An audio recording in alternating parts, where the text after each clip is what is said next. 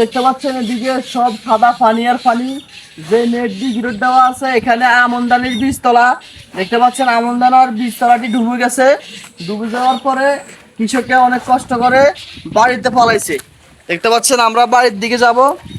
বাড়িতে আমনদানার বীজ ফলাইছে, তাও এখানে পর্যন্ত পানি উঠে গেছে। বাড়িতে উঠানে ফলাইছে, উঠানে পর্যন্ত পানি উঠে গেছে।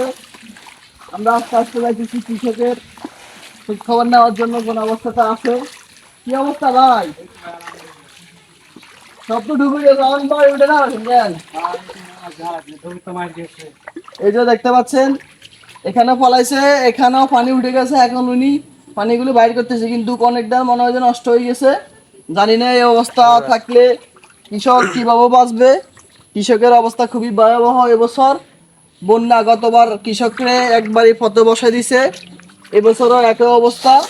তো প্রিয় দর্শক দেখতে পাচ্ছেন এই 25 সালের বন্যায় আমনদানার বীজতলায় শত শত একর নষ্ট হবে, শত শত মেট্রিক টন নষ্ট হবে। জানি না নোয়াখালী লক্ষ্মীপুরের মানুষ এই বীজ কোথায় পাবে। আল্লাহ সবাইকে হেফাজত করুক এবং বীজ সংগ্রহ করার ব্যবস্থা করে দিক। এই ছিল আমনদানার বীজতলার বর্তমান পরিস্থিতি।